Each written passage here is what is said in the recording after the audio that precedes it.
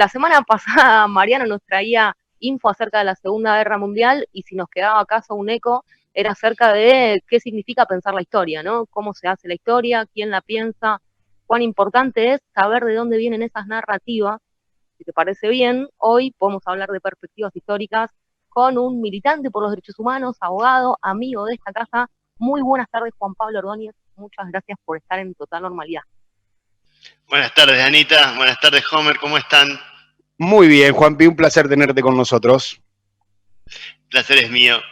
Te queríamos preguntar en esta instancia del pensamiento decolonial, de perspectivas emancipadoras, este presente que nos toca vivir, el actual contexto socioeconómico, las discusiones por lo sanitario, si acaso teníamos respuestas sobre ciertas cosas, cambiaron algunas preguntas. Desde las perspectivas históricas vemos conflictos que se dan con Vicentín, con la renta básica universal, con la violencia que se puede ejercer contra las diversidades. Te queremos preguntar qué conclusiones políticas estás sacando de esto y sobre todo qué tensiones históricas ves que se están poniendo en juego en este presente.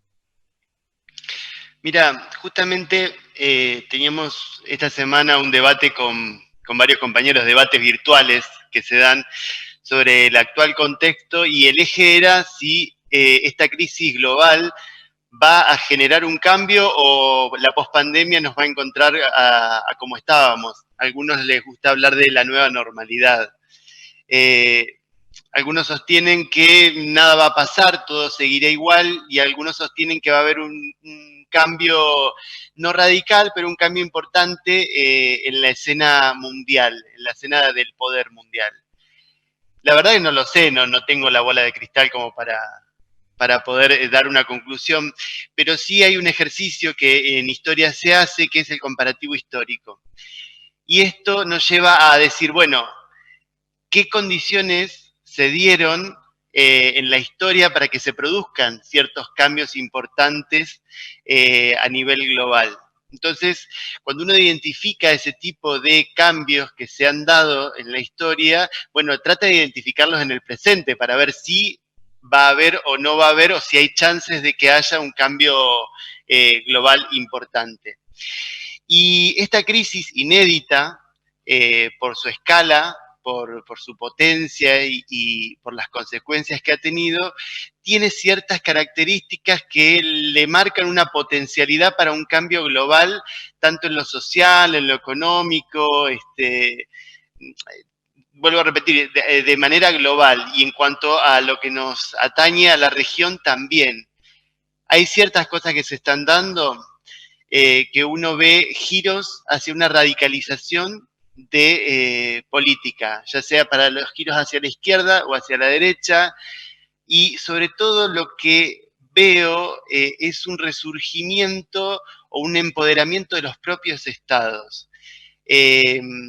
Hay algo que se denomina el estado benefactor, estado social o el estado presente, que se dio su surgimiento a partir de la crisis económica del año 29, la crisis del 30, que acá llegó un poco más tarde a lo que es Latinoamérica, con Getúlio Vargas en Brasil, Perón en la Argentina, Lázaro Cárdenas en México, donde empiezan a aparecer esos estados benefactores que son presentes en el mercado y son los que potencian el desarrollo.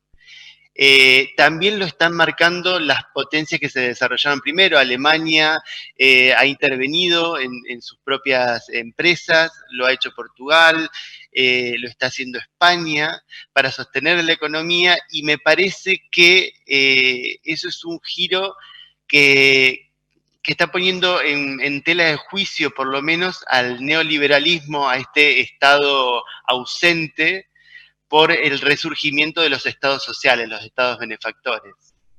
A propósito de las tensiones históricas que venimos hablando y de del comparativo histórico, nosotros venimos pensando, digamos, que los abusos y los excesos del sistema son fácilmente cuestionables. Ahora, ¿cuáles serían los elementos de la normalidad que tendríamos que empezar a mirar para pensarnos como un país libre y soberano? No, tenemos un presente que es diferente, un presente que nos va a marcar un cambio importante.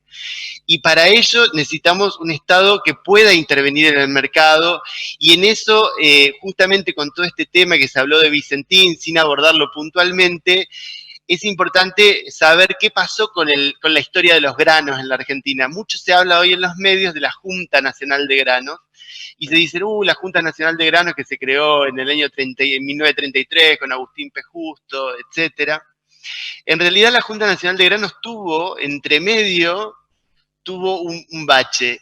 La Junta era algo que se creó para garantizar la rentabilidad del productor agropecuario. Era para eso. Pero tuvo un interregno entre medio, entre el 46 y el 63, durante que en verdad lo deberíamos poner entre el 46 y el 55, pero después se fue degradando, donde la Junta se reconvirtió en algo que se llamaba el IAPI, el Instituto Argentino de la Promoción y de la Industria. ¿Qué función cumplía esto? Bueno, lo que generaba era, en un contexto global de cambio como el actual, donde se abrían mercados, se cerraban mercados, era el Estado el que tomaba un rol protagónico, iba y buscaba esos mercados para colocar la producción, ya sea de los granos o la producción industrial que tenía. Entonces, con una posición robusta, como un gran exportador de granos, porque era el Estado el que compraba a los productores y era el Estado el que exportaba, conseguía tener cierto control de la entrada de divisas. Esa entrada de divisas, esto es explicado muy, muy brevemente, fue la que posibilitó el mayor proceso de desarrollo industrial de la Argentina, que llevó a constituir proyectos maravillosos como, por ejemplo, el IAME, que por ahí no es tan conocido, pero fue la que genera la industria aeronáutica en Córdoba, la que genera que Argentina tenga su primera marca de producción de autos en la Argentina, tenemos una marca propia. La Argentina tuvo un desarrollo industrial inédito en su historia, y no solo en lo industrial, sino también en la parte social, etcétera. El IAME lo que hacía era, esa rentabilidad agraria, era ponerla a disposición del desarrollo industrial. Y en eso jugó un rol fundamental el Estado, que es lo que me parece que en este contexto, no solo en Argentina, sino en el mundo, para salir de esta crisis y frente al nuevo escenario global que tenemos, los estados tienen que volver a tener un rol protagónico en el mercado como motores indispensables para el desarrollo. Te iba a preguntar cuán abierto estaba el debate por la historia, me lo respondiste con la misma pregunta. O sea, te juro que te iba a preguntar eso. Bueno, ¿cuán abierto está el debate por la historia? Me parece que lo acabas de plantear. Hay un recorrido largo hecho sobre el revisionismo histórico. ¿Qué palabras o qué reflexiones vos tenés en torno al revisionismo histórico, sobre todo para las generaciones más jóvenes que se acercan a la historia? ¿Cuán importante es saber quién escribe y de dónde escribe, ¿no? Por ahí es una pregunta medio casi con respuesta incluida. Sí, no, es importante, es muy importante, porque en la historia está parte de la constitución de nuestra identidad. La identidad se conforma no solo de la historia, sino también de lo que vivimos en el presente, de nuestros vínculos, de nuestras experiencias. Es mucho más complejo la identidad a la historia, pero la historia sí tiene en nuestro ADN un rasgo importantísimo. Porque somos parte de ello, nos atraviesa desde nuestras familias, desde las costumbres, desde la cultura, desde la música, lo que comemos, y ponerla en revisión constante nos permite romper ciertas cadenas de colonialismo intelectual, de colonialismo mental, colonialismo cultural, que están tan arraigadas en cada uno de los argentinos. De ver compañeros y compañeras que sostienen frases como nosotros que descendimos de los barcos, que es una frase, es humillante para todos en general, porque tenemos en nuestro ADN, tenemos una pertenencia americana tan importante de tantas generaciones de nuestros pueblos originarios, que es humillante cuando alguien dice, y más humillante cuando es alguien propio que dice, descendimos de los barcos. el desconocimiento también de nuestra población afro, de decir, bueno, no, en Argentina no había negros, pero es un desconocimiento tan grande, tan importante, que invisibiliza desde nuestra independencia hasta nuestro presente. Esas cosas son las que hay que ir reeditando. ¿Cómo se constituyeron, vamos a lo económico, cómo se constituyeron hoy estos grandes conglomerados agroexportadores, que uno dice, bueno, gente que arrancó de la nada, luchándola con un pequeño almacén de ramos generales, pero ¿cómo se conforman las corporaciones agrícolas en la Argentina? ¿Qué tanto tuvo que ver, y sin andar, porque bueno, deberíamos ser horas y horas hablando de eso, pero qué tanto tuvo que ver el empréstito de Rivadavia para consolidar, para dar origen a las corporaciones agrícolas que hoy dominan la Argentina? ¿Qué tanto tuvo que ver la masacre de la Patagonia y la masacre del Chaco que llevó adelante Roca en el gobierno de Avellaneda para consolidar esta oligarquía terrateniente que obtuvo a través de la sangre de nuestros pueblos originarios millones y millones de hectáreas? ¿Qué tanto tuvo que ver esta Junta Nacional de Granos creada en 1933 con la connivencia de los capitales británicos para generar el posicionamiento y la consolidación de esta oligarquía agroexportadora? ¿Qué tanto tuvo que ver en los golpes del 55, en el golpe del 76? ¿Qué tanto tuvo que ver el 76 con romper a ese estado servil con la oligarquía que termina por destruir la Junta Nacional de Granos para pasar de lo que fue un modelo que era lo que decíamos el YAPI, un modelo donde el Estado es presente y pone la renta del país, la renta de los granos, al servicio del desarrollo, pasar a una Junta Nacional de Granos donde el Estado era el que sostenía la rentabilidad ya no del desarrollo, sino la rentabilidad de los grandes productores, a pasar a un golpe militar que directamente rompe la Junta Nacional de Granos y pone la rentabilidad de la Argentina al servicio de los capitales extranjeros. Porque eso es lo que pasó, directamente un desguace del Estado, ya no para una oligarquía local, sino al servicio del capital extranjero. Bueno, hoy eso está en crisis.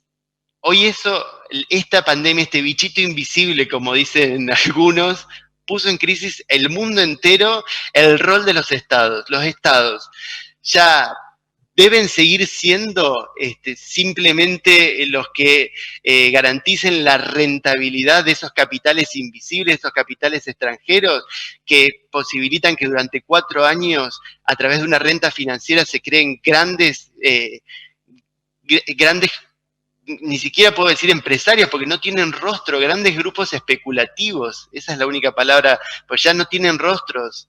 No tienen un nombre, un apellido, son grupos especulativos que se quedan con la riqueza de un país y que después obligan a que ese mismo país tenga que estar zanjando la deuda de ellos, que es el caso de hoy de Vicentín, que es lo que está en debate en la Argentina.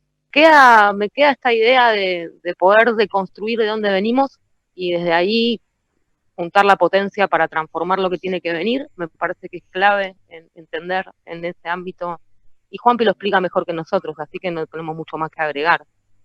Lo que sí te invitamos, Juan, es a que leas después los comentarios, debe haber mucha gente escribiendo. Hay una gran inquietud que tiene que ver con el monopolio del Estado en el comercio exterior. Esto se viene escuchando mucho en los comentarios del programa, así que también me parece que es súper pertinente la explicación que nos da, Juanpi. Muchas gracias.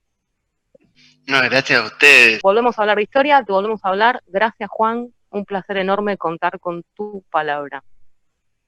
Les mando un beso grande. Chao, Anita. Chao, Homer. Otro enorme para vos. Pasaba Juan Pablo Ordóñez por Total Normalidad. Hablábamos de perspectivas históricas, de la importancia de tener una mirada, una actitud crítica a la hora de pensarnos, Homer. ¿Cómo lo viste? La verdad que fue hermoso todo lo que estuvimos hablando, discutiendo, muchas cosas para seguir ahí pensando. Pero bueno, en el próximo bloque vamos a tener un invitado especial que va a depender del público, de lo que voten en Instagram. En Instagram hay una votación Tupa versus Máximo Kirchner. A ver quién, el que gane, lo sacamos al aire. Están los dos ahí esperando en el Zoom para entrar. Así que yo ya voté, no sé vos, Anita. Yo también, ya voté. Así que vayan todos, @Total Normalidad, vayan a la encuesta, es un momento para distendernos, empieza el mes, todo por delante, nos quedamos hasta las 8 de la noche, nos vemos después de la tanda.